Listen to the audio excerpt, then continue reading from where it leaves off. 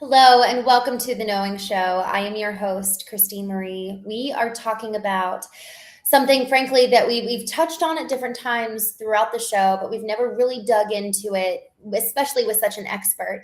We are talking about how AI is really coming in and integrating itself into our human experience and how much it's adjusting the way that we are thinking, the way we're experiencing human connection and just connection with ourselves in general. And so I am thrilled to have Dorsey Standish here with me today. Dory, you have worked with American Airlines, you've worked with Toyota, you've worked with some of the largest leading brands in the world, and you also work in small group settings as well as individual coaching. And you're working really closely to help people understand kind of that mind-body connection and understanding the neuroscience of how we function and how we show up. And especially, I asked you this in the green room, how and what is on your mind right now, considering everything that you've been kind of working through? And you said you and your clients are talking a lot about how AI is impacting the human body and just the neuro. I guess we could say kind of I'm curious if this resonates, but like almost the physiological nature of the human being in this really tech-driven world. I mean, you can't even now get into a car without having the ability to have it drive itself. So I'm just curious, how are you processing all of this change, especially given your own experience with kind of, you've got this engineering background and then you've come in with this fascination around wellness and really come to be a global speaker yourself. So how are you processing everything that's happening in today's just kind of the digital environment? Yeah, of course. Thanks so much for having me, Christine. It's a pleasure to be on the Knowing Show. Just grateful for the opportunity to talk to your audience. And I love that you started with AI and humanity because, as you mentioned, I have a technical background. I'm a mechanical engineer by training and went back to school to get a master's in neuroscience when my own burnout experience actually turned out to be a blessing in disguise because it forced me to train my brain for greater resilience. And I was so amazed at these short practices, how they were changing my behavior, how I was showing up, how I was feeling internally and showing up externally, that I wanted to understand how that works. So I went back to school, did a master's in neuroscience, and little did I know that brain health framing would be exceptionally valuable where we find ourselves today, right? As artificial intelligence technology has accelerated so quickly. And here's the thing about research is we're always a little behind, right? Where we are, like what we're experiencing day to day, it takes a long time to get those, double blind, gold standard research studies done. And so the research that we're seeing today, we're starting to see some effects of AI, like cognitive surrender. People are less willing to stay with a hard problem. They're more willing to just give it up to AI. They're less willing to say, I don't know, when they have access to AI information. Even if the AI is wrong, they're more wanting to be that expert. And so I think we're going to be in for a surprise in the next decade and more to see how our nervous systems continue to respond to and adapt to AI. I try to be an optimist about it because you mentioned your car driving itself. I am a huge fan of Tesla full self-driving. It's like my ultimate AI hack. Like, thank goodness I can take that cognitive load off me and let a computer do it. But I think that this time in our lives also presents a unique opportunity for us to look at what do we do really well as human beings and what can we offload and empower a machine to do so that we can lean more into those human skills in this age. So good. And I completely agree. I had my first self-driving Tesla experience last week and I was like, this really is all that it's cracked up to be. So I'm a converter by far. Dorsey, you had kind of this pivotal experience in your life that really led to you obviously going back to school. I mean, it was most people when they go through something that sounds like they talk about burnout, but to the extent that you were willing to go to really understand why is this happening inside of me and what's the science behind it and how can you talked about how behaviors can really be adjusted by the type of programming that you were able to learn. So can you talk a little bit of just about kind of the before and then during piece of what you experienced? What did the burnout look like for you? And then what actually did you study? When we talk about neuroscience, you can talk to us like we're in third grade here just to make it so that we all really understand the terms that we're using for this entire conversation moving forward. What exactly did you study? Yeah, of course. So when, right in the months leading up to my burnout, mental health crisis, leave of absence, from the outside looking in, my life looked great, right? I was traveling back and forth to Asia. My parents were so proud, like their mechanical engineer daughters, climbing the corporate ladder, doing all these things. And I think that's what maybe we don't talk about enough, especially with social media being this shiny highlight reel, is a lot of times burnout looks good on the outside. On the inside, I was drinking a lot of coffee. I was not sleeping well.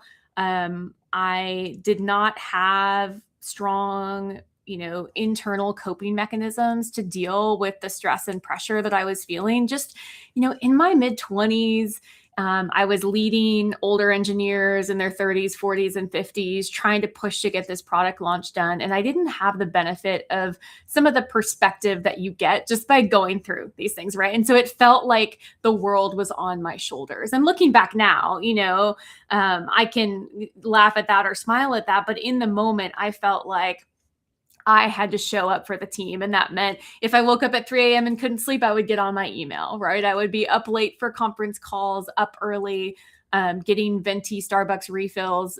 It was all about, for me, performance and what it looked like on the outside. And there was not a lot of care or awareness even of what was happening on the inside, which is why when I had that routine doctor's appointment, just going about my day, and my doctor looks at me like, are you okay?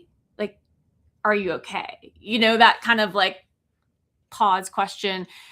He said, you're talking really fast. Are you sleeping? Like, you seem kind of disconnected. And Wow.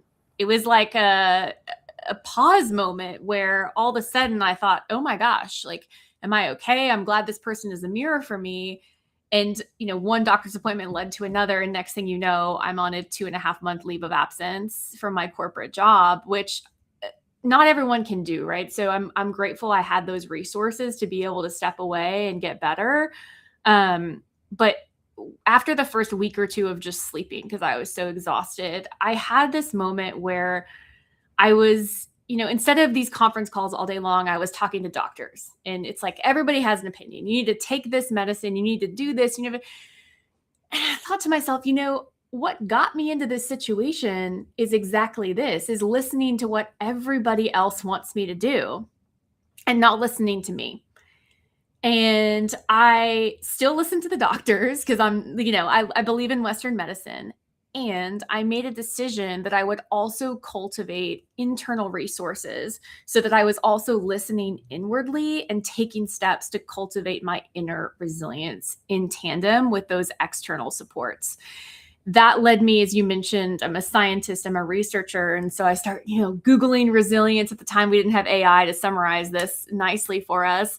And meditation, mindfulness, mindset kept coming up. And I'm like, please let it be something different. I'm so type A. I love to check boxes, did not want to sit still.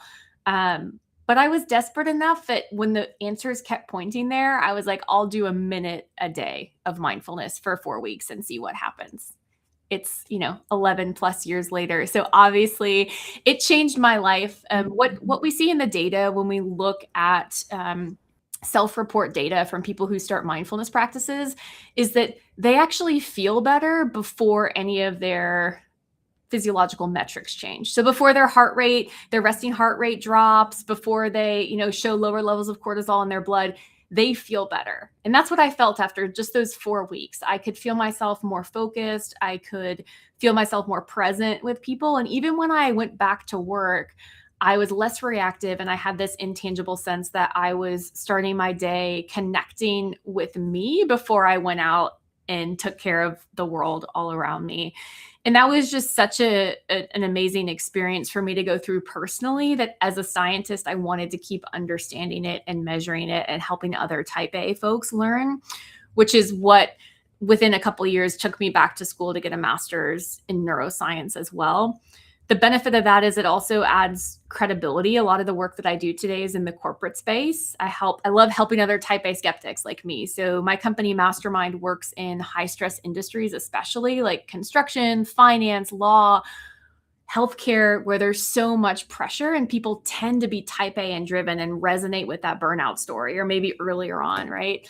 And I started my company Mastermind because I don't want anyone else to have to break down or burn out before they realize that their brain health has to be the foundation of their performance. So I can go into more details about what I learned in the neuroscience degree and kind of how that tracked back to my experience. But I realize I've been talking. I love this, and frankly, you're very good at storytelling, which I'm just so grateful for, because it really does set the stage, for what you experienced. And I think so many people are resonating. I know that I resonated when you were talking about just wanting to do, and maybe this is a tangent we can touch on in a little bit. How identity is really wrapped up in what we do, and so it's not just, oh, that's my personality. It's like, no, actually, my sense of worth can come from what I do. And so to eliminate the amount, let's say, or even change course completely, there's a real identity question that can come into play where it can be kind of covered and buried underneath to your point, type A, because I resonate with that a lot. I'm definitely type A, and even the logical side. And that part of us has been cultivated since we were kids. We were never taught to cultivate that inner compass and that ability to listen internally, but just kind of be told what to do rather than taught how to be. So I would love for you to continue the story of what did you really study? Yeah. Gosh, I resonate so much with what you just brought up there and the identity piece. And I'll segue into the neuroscience. I want to call out for folks, it is so easy to tell the story 11 years later and make it seem like this shiny, great. And, I'm here talking to you. I have a company, I have a wife and kids. I'm so grateful that Brain Health Foundation has enabled me to create a really beautiful life and benefit from that. And if you met me in the summer of 2015, you might have said what my colleague did when he saw me during my leave of absence, and we sat down for lunch, and he goes, "You look like you got hit by a train." It was, I had gained weight. I went from again, this busy, caffeine fueled corporate career to sitting in my little apartment. The thing that I don't often talk about, Christene, about the burnout experience is how lonely it was. I'm starting to share about it more as we get into this conversation around AI and humanity and how human connection can really be our superpower. It's hard to be left with yourself and realize you're in crisis and, oh my gosh, who's there to help me and support me? And I saw, I think it was a PBS special. They were talking about the loneliness crisis, and they were saying people have thousands of followers and no one to feed their cat when they go on vacation. Right? That was me, right? This big shiny life. And then it's when I had a crisis, who was there? I think that sometimes it's those hard moments that show us what we're made of and also show us who our people are. And I'm so grateful that, as I've had multiple children in the past few years and I've gone through my own mental health struggles, later on in life, people have showed up for me. And I see that as a testament to when we go inwards and cultivate strength and presence here, we can more easily go outwards and share that same strength and presence with others. Which brings me to the brain, because I could talk, I could tell stories and everything. So I'm writing the second draft of my book on trainable resilience, which will come out in 2027. And it's been such a learning experience to write a book, and beautiful in that it has forced me to go really deep into these concepts that I'm trying to teach. And it's helped me pull out these nuances and stories, which I'm really grateful for. And it's also an opportunity to talk about neuroscience in really practical terms. So I'll be honest and say that, when you go to school to get a master's in cognitive neuroscience, there's a whole bunch of classes you take and not all of them directly relate to exactly what I want to learn about, right? I took a class on auditory processing, which even that had an attention component, in that sometimes people who have a hard time hearing with background noise, it's not deafness, it's an attention issue. So my wife has ADHD. So if you imagine you're in a busy room and there's lots of loud noise around you and you can't carry on a conversation because you keep getting distracted, that's actually, if you train your attention, you can hear other people better because you're tuning in to one specific person. So what I did throughout my degree was I looked for specific ways to use my passion for mindfulness, for brain health, for sleep and recovery, and lean into those classes and those angles of the classes. I took classes on memory, on attention, and what I try to do now when I speak is, it's like the brain is like the ultimate crazy piece of furniture from IKEA or equipment you buy and you're like, how do I use this, right? And nobody has the instruction manual. And it's this thing that really determines, we know that our brain literally shapes how we take in our environment around us and the experiences that we have in our lives. So it's really important to understand that and be able to work with it intentionally, which is where this concept of positive neuroplasticity comes in. Neuroplasticity just means that the brain is plastic. It's always changing in its structure and its connection. So our brain today is not the same as our brain 10 years ago, thank goodness, or our brain tomorrow. Like, we are literally shifting it through our actions, through our choices, through this conversation that we're having. If you're watching this, right, the brain is constantly shifting and changing, and positive neuroplasticity simply means we're changing it for the better. So rather than being a victim of our circumstances, like, one way that we're seeing neuroplasticity right now is the rise of short form video and impacting our attention span, right? Yeah. So scrolling through shorts, like I have a 15-year-old that I'm like, get off scrolling the shorts, right? Because we see that when you train your brain to pay attention in these short, exciting 15-second bursts, that's what it craves, and it has trouble staying present for those longer conversations, like the 30-minute, conversation you'd have with your partner to get through something difficult, or the 60-minute presentation you need to give to a client at work, right? Whatever we're doing on a regular basis, we're training our brains for. And that's what I want to bring it back to with that 1-minute mindfulness and resilience practice that I started 11 years ago, is that small choice, like 1 minute, 60 seconds. It doesn't have to be big. Dr. Rick Hansen says that our brain is like a muscle. We can cultivate resilience in under 60 seconds. Small actions help us to build that resilience muscle in the brain. So I've built my personal life and also my career around inspiring people to do one thing for their brain every day. We have 1,440 minutes. And the overarching theme I learned in school is that we're still learning a lot about the brain, and our brain is always changing. And so looking at what we're doing on a daily basis, 40 to 95% of our day is typically habit driven. If you can master some good habits, like, that takes a huge cognitive load off and can uplift your life over time. It's like an upward spiral. I know a lot about a downward spiral. Even, before my burnout experience, I've used pretty much every negative coping mechanism in the book. Like, when I talk, especially to construction audiences or groups, that, it's easy to look at me now and think, oh, what does she know about, drinking too much or whatever it is. It's like, no, I've done a lot of stuff. I've done the downward spiral where you make one choice, it makes you feel worse, increases your stress, and then you keep doing that. These small positive neuroplastic actions are an upward spiral of resilience. So you make a choice. Like, we did a pause before we got on this show. We aligned ourselves, we breathed. That makes us feel better.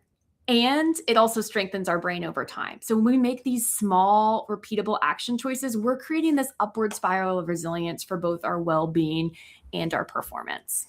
I love that. And then I'd like to, we talked about kind of terms and definitions. When you're talking about brain resilience, what does that, when you say that, what does that mean to you?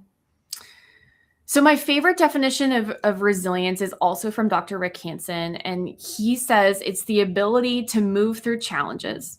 So a lot of times we stop there. We say resilience is moving through challenges. He says it's the ability to move through challenges in the pursuit of opportunities, right?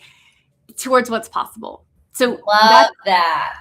That's so good. That's the word. That's the words. From a brain perspective, there's one particular pathway that really governs executive function, emotional resilience, stress regulation. And you said to explain it like like your third grader. So I'll explain it like I talk to my toddler. So my wife and I have a 15-year-old, a 3-year-old, and a 9-month-old baby. So never a dull moment and lots of opportunities to regulate myself and hopefully co-regulate with them. But my toddler has been a full-on three-nager, just like tantrums and struggles. And so he loves the dinosaur T-Rex. So I call it his T-Rex brain. And I teach him the hand brain model, which you might have seen before. It's an approximation of the brain, very, very approximate. But in this hand model brain, you can imagine that the knuckles right here, the tops of the fingers, are the prefrontal cortex. So right behind the forehead, the prefrontal cortex is like the CEO of the brain, rational decisions, higher order thinking, emotion regulation. This is the part of the brain that doesn't fully develop until well into our 20s and then continues to grow throughout our lifetime. So that's a part of the brain that typically my clients want to strengthen and build. If you lift up the hood, if you will, you can see the limbic system here and the reptilian brain, the brainstem. Again, these are just approximations of areas like the amygdala, which is like the fight or flight center of the brain, kind of like the smoke detector, always on alert for threat or challenge. And the hippocampus, the center of learning and new memories. And these areas of the brain, the limbic system, are the more primitive areas of the brain, and their job is to keep us safe. So when we experience strong emotions, like maybe we get angry and we find ourselves making fists or clenching our jaw, or we check our email and we see that email from that person, we're like, or we're scanning the room when we walk in and noticing people's facial expressions, right? That's the amygdala scanning, looking for threats or challenges. Not because it's a bad part of the brain, it's because it's trying to keep us safe. So when we look at the brains of more resilient people, they still get activated in their limbic system. So this is what I call the T-Rex brain for my toddler. I'm like, we got to calm down T-Rex and bring back the Beck brain, right? So even in resilient people, they still experience that T-Rex brain, that amygdala hijack. People still get activated and stressed. What's different when the University of Wisconsin, Richie Davidson put different groups in the scanner, in the brain scanner, and stressed them out and watched kind of how their brains responded. In the brains of more resilient people, they still had that amygdala reaction, that stress response. What was different is that compared to less resilient people, their prefrontal regions fired up to 30 times as much. So think about that bicep curl for the mind analogy, right? They get stressed out. Their amygdala is not the only part of the brain that goes, ah! Their prefrontal cortex also fires to help keep them regulated and respond rather than react to that challenge. This pathway between the prefrontal cortex and the amygdala, these white matter connections between brain cells, this is the most important pathway in the brain for personal emotional intelligence, for stress management, for resilience. And that's the subject of my book in the 3 R's for Resilience framework is 3 ways that we can intentionally train this pathway for strength, either by intentionally strengthening the upper regions of the brain or intentionally down regulating the lower regions of the brain. Resilience is trainable. This pathway in the brain is something that we can train. If you are like me and blessed with an emotional personality and like lots of like that is something that can be strengthened, not to make us have no personality or always be perfectly calm, but like those resilient people in the brain scanner, we get activated and we keep our rational brain online so we don't turn into T-Rex, right? We stay with that brain, that full brain online. I love that. I know you said, I'm going to explain it to you like I do my toddler. Honestly, Dorsey, that it's so memorable that having that example and even what you did with your hand. So thank you. I love that. And you just explained it so beautifully. You're a great teacher. So just want to thank you for that. I'd love to know, when you're talking about how do we keep the prefrontal cortex online? You said you did 1 minute of mindfulness every day for 4 weeks and that kind of hooked you. What did that look like? What did those 60 seconds look like? I'm assuming you set your alarm on your phone or timer. And did you close your eyes? Like, what did you do during those 60 seconds just to initially kind of get that prefrontal cortex acclimated in that way? Yeah. So I'm a big fan, as you know, of these short practices. For me, because mindfulness is what I started with, that's always going to be my first recommendation. And I'll go into details on how to start practicing that. I will say though, if you're like, she said mindfulness, I'm going to, swipe through, or I'm not going to watch this. Like, there are so many ways to grow our resilience. It could be strong social connections. It could be journaling. It could be running. Like, I don't want to say mindfulness has to be the answer. What I'm saying is that there's strong research that mindfulness interventions increase your physical and mental resilience. And mindfulness directly acts on that pathway that we're looking to train. And it does so really in two ways. So the first way is that it simply cultivates this curious kind awareness that helps us notice things, or the R I use of resilience is called recognize. It helps us to notice, oh, stress, anxiety. Like, have you ever found yourself yelling before realizing that you're stressed? Like, that's the kind of thing. It slows down that stimulus to response. And cultivating mindfulness helps us to better know ourselves and grow that self-awareness so we can be experts on our own nervous system and give ourselves what we need. In addition to that recognizing, mindfulness also helps us to reset the central nervous system. So that means a bottom-up signal that we are safe. We don't have to think our way into it or do anything. Our body, our lower regions of our brain, that T-Rex brain, if we do a deep breath into the belly and out, I know nobody wants to hear take a deep breath when they're stressed out, but it's stimulating the vagus nerve, which is the 10th cranial nerve that runs from the base of the brain through all the major regions of the body. And it works from a scientific perspective. Same thing with splashing cold water on your face. Same thing with the body scan practice, which is a type of mindfulness. Same thing with that social connection that I mentioned, or walking. All of these ways are bottom-up signals that we are safe, that calm us down. And when we are calmer, we have that stronger propensity for resilience going forward. So mindfulness works so well for resilience because it helps us grow our self-awareness and it helps us to calm down. Simply because most of the mindfulness techniques that are recommended that I just mentioned, such as the breathing and the body scan, again, stimulate the vagus nerve, signal safety to the brain. When I teach mindfulness, I always get asked, what apps do I use? And I'm honest, like when 2015, I used the Calm app. That was like when mindfulness apps were like the new thing, and Tamara Levitt was doing the daily Calm. She was like my person, my guru. I'll never, her voice will be ingrained in my nervous system, I think, forever. So I read Get Some Headspace by Andy Puddicombe, the founder of Headspace. I read books by Pema Chodron. I listened to sessions on the Calm app because as an engineer, it was really important for me to understand what I was doing. And so I try to, in our mindfulness keynotes, I try to give that basic science, kind of like the T-Rex brain that I explained, enough so that people go, okay, mindfulness is a way of paying attention. I already do it. I'm curious. I'm kind. I'm engaged in this present moment. I'm letting go of judgment and I'm being right here, right now.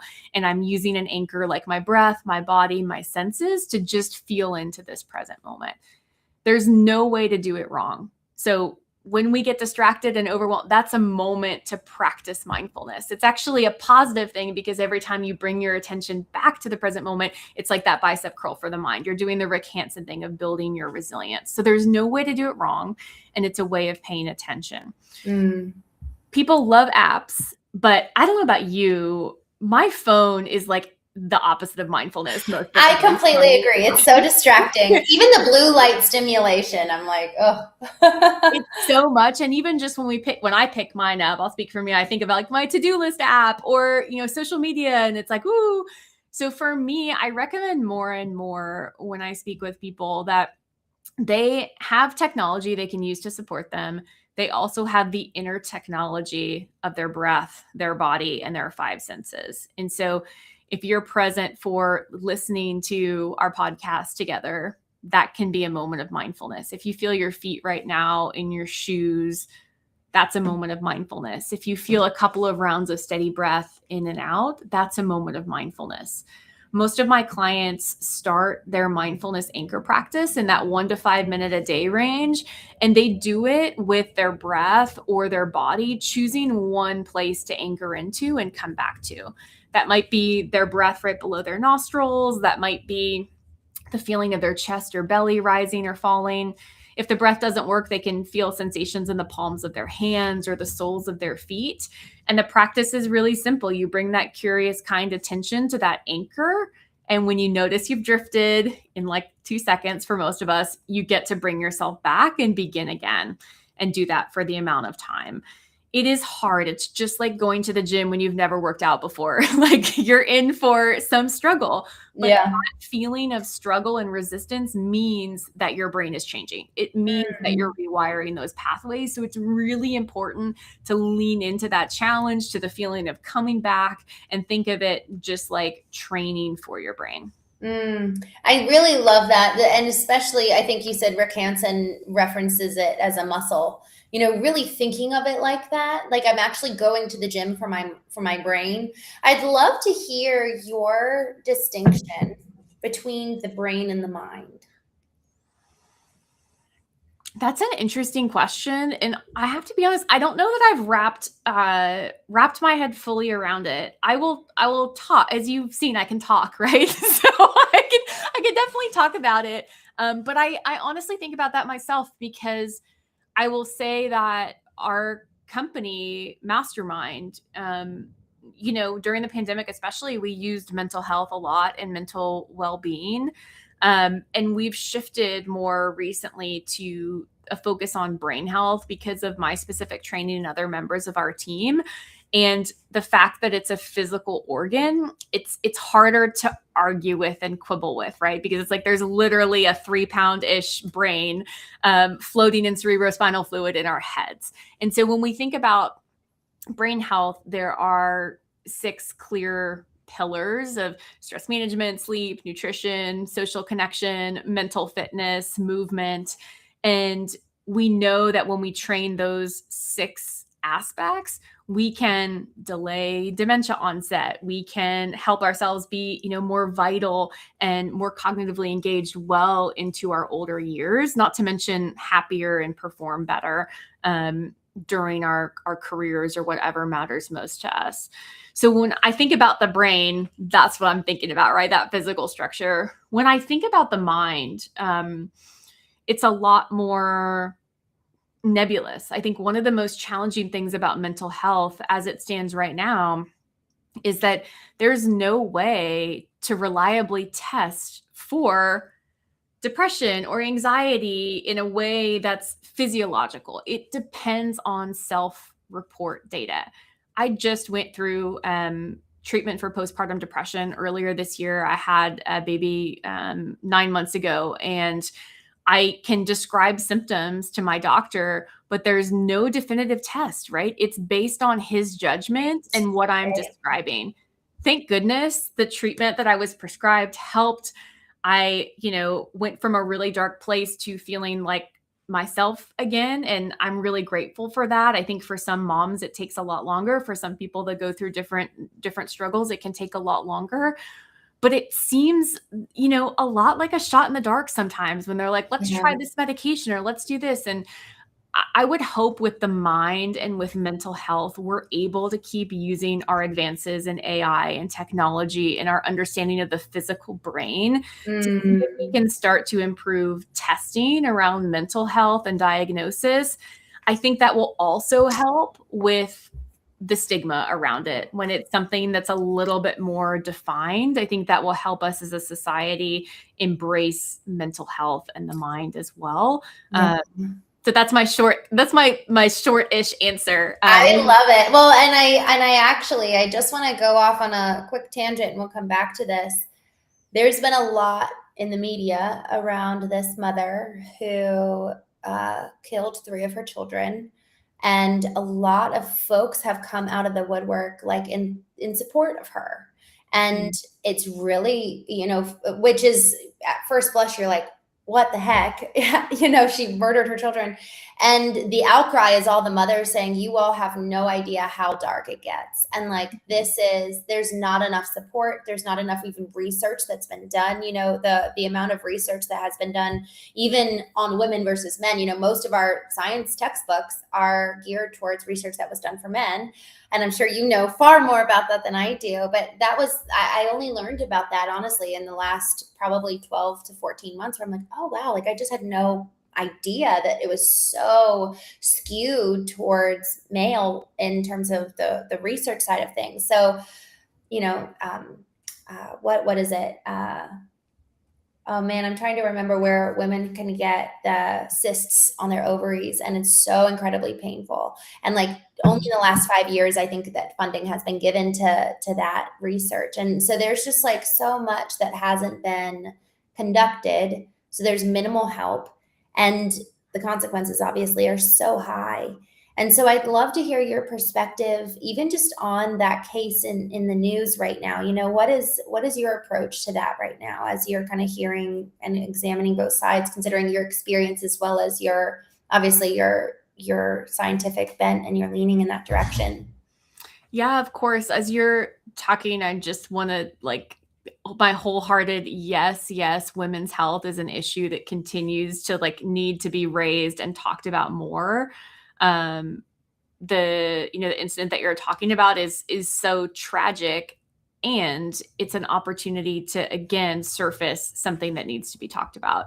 I have my speaking agent and agency, Loud Management, also represents several women health experts like Dr. Jessica Shepard, like Marissa Fair, who are doing such valuable work with their books, with their speaking, and they're educating people on exactly what you're saying. Just like the lack of data we have on women's health, the business case for it, the economic case, just the humanity, the human case for it, and how important it is. I wholeheartedly support that work. And as far as what's happening in the news, I have to say, I specifically do not engage a lot with the news cycles because I find it overwhelming to be consistently confronted with negative news. So my wife makes fun of me because she's like an avid news reader. Her whole business is public relations. And so she's like very in the know. And all I ever want to talk about is research shows, or like the AI thing that I'm doing. So I'm sure she'll make fun of me for not knowing more details about the case that you're bringing up. I have to say, though, just hearing both sides, I've learned, because of everything I've been through in my life and because of my understanding of the brain, that there are two sides to every story, and that most people are trying their best in one way or another, and they are coming from a particular place for a reason. So through my meditation training, through my understanding of the brain, I try my best to lead with compassion and curiosity, even with a person that looks like we have absolutely nothing in common or did something horrific. And even these people coming out of the woodwork, right? All I can do, rather than cast judgment on them, what I can do, I believe, to contribute is to share my experience with postpartum depression. I've connected with moms who are in the same phase. Because here's the thing. I don't know. Christene, are you a mom? No. Well, maybe a stepmom one day, but not yet. Okay. So it's so crazy because I have a 9-month-old, and I can cognitively kind of think back to what it was like in, postpartum 2-3 months when I was really struggling, but nothing is like that visceral feeling.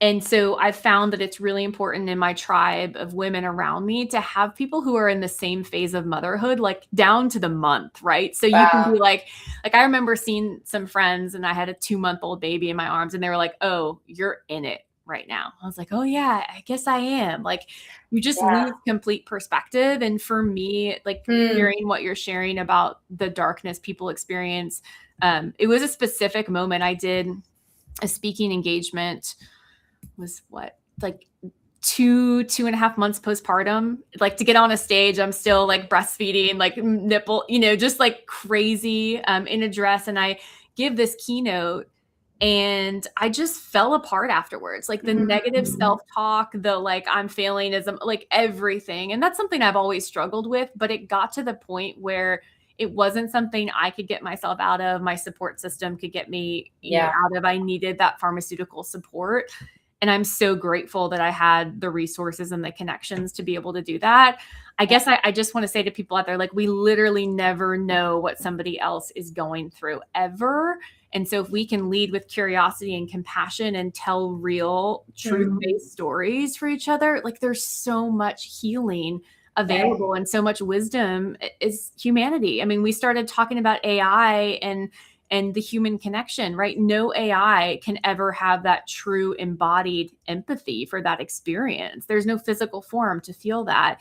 We as human beings have to give that to each other in a time where we're more divided and angry than ever. I see it as an opportunity for us to have conversations like this, where we're coming together, we're honoring our humanity from the inside out, and we're trusting that when we have these conversations that we can create a better world, a ripple effect by ripple effect. There's two thoughts. I'm so grateful for this perspective, because as you're talking about, I'm glad you brought in AI at the end of this, because who knows how much AI was actually involved in her decision that she made. Whereas perhaps, and obviously it's all speculation in terms of what I'm about to say. However, we've seen other horror stories about people who have taken their own life because they had either a romantic relationship with an AI bot, and it was just really horrifying what ended up happening. And you just wonder, with the elimination of human to human connection for fear of judgment or fear of ridicule, because these types of conversations haven't been permissible. There's been so much shame around what you don't like your kid. Like, really, like there's even being able to say that out loud. Like, I don't like my child right now. And I've been hearing like kind of almost like ripples of that, where women are like, no, it really gets that bad. And I love my child and I feel terrible for thinking that way. And I can't talk to anybody. So then if you do go to this machine, maybe you actually do start finding some solace there that you should be finding in another human, but there hasn't been the space for it. And so I just appreciate you said kind curiosity. You've been saying that throughout the show. And you were talking initially about that as it pertains to ourselves, having a kind and curious approach to whatever's going on inside of us, because that judgment that we're assigning towards someone else, granted, there's a legal system that judges for us. It's not just like, oh, should she have done that or not? I think we can all agree, no. But this judgment, let's say, to someone who has not committed a murder on 3 accounts, but maybe they are struggling with not feeling like they like their child, or they're really struggling even just with thoughts that are really dark, regardless if you're in postpartum or you're just in depression. The ability to have the kind and curious type of perspective for other people is a mirror for how we view ourselves. And that is so important, because if we can't find safety with ourselves, there is no way we're going to find safety with anyone else. So I'd love to kind of bring us into a close here and ask you, you said that as you pursued more so of the traditional means of support early on when you had burnout, you also started to kind of regain that relationship with yourself. And you talked about having the like mindfulness practice, but you also brought up like running and having those types of communications and community with other people. So I'd love to hear like 3 to 4 different, hey, like put these tools in your toolbox if you want to kind of get to that next level. Yeah. Thank you for the conversation and the tangent. I do want to call out something that you highlighted around turning to a bot versus a human, and this will tie into my tips. But I think so much of what technology has given us is like a cheap thrill version of the real thing, right? So we can get on a dating app and swipe and feel like we're connecting without the vulnerability of being fully seen by somebody for all of our flaws and like out at a bar or pickleball or whatever it is, right? We can unload how we're feeling about our children to Claude and turn on privacy mode or whatever it is. And we don't have to feel that vulnerability of sharing that with another human being. Here's the thing. People have had great success with online dating. I sometimes use AI as a reframe tool. We talked about the R's of resilience. Reframing is when we see something differently. Sometimes AI can reflect something back to us. The problem is when it becomes, it's like the fast food, right? And eating McDonald's, everyone's like, that's fine. The problem is when that becomes our diet. The problem is when we stop going outside and having real interactions with people and we're on our phone instead, on social media or dating apps. The problem is when we stop having those real relationships and we're relying on an AI solely. So when you're thinking about building out a plan for whatever is most important to you in 2026 and beyond, that could be brain health, it could be performance in the workplace, I would love for you to think about, what are the human skills that I treasure the most, the aspects of my health or wellness that are most important to me? And what are some micro habits that I can put into place to help affirm my values in action? It's so often, Christene, that there's a gap between knowing and doing. And this is called the knowing show.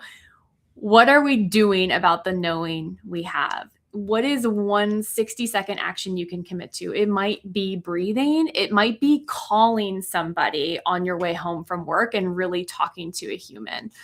It might be making that decision to leave your phone inside when you walk the dog in the morning, or reaffirm writing down a gratitude list right before you go to bed or first thing when you wake up. I can give you tips all day long. What I think is often missing from that is somebody holding space for you to really be accountable to the fact that you are wiring your brain every single day by what you do, what you choose to do. We all have those same 1,440 minutes of the day. Take 1 minute for your brain, whatever matters most to you. Pull out a nugget from this conversation and start one new healthy habit that will support positive neuroplasticity. So you are not just knowing, but you are doing in line with your values and your full potential. So good. I'm so grateful for this. There were some questions in the chat that we weren't able to get to, so maybe we might have to have you back, Dorsey. Thank you so much. This was such an incredible conversation. I'm so grateful for your approach to life and for your brilliance. So grateful. Thank you. Thank you. How can people learn more about you? Please check out our websites, dorseystandish.com or mastermindmeditate.com. I think I'm streaming from those handles. I don't know if they show up at mastermindmeditate, at Dorsey Standish. Would love to connect with y'all. And if you had a question we didn't get to, please send me a DM or reach out on our website. I would love to continue the conversation about neuroscience and the intersection of wellness and performance. Wonderful. Y'all, thank you so much for tuning in to the Knowing Show. I will actually see you later today in just about a little bit more than 2 hours, and we'll do our normal show. So, Dorsey, thank you, my friend.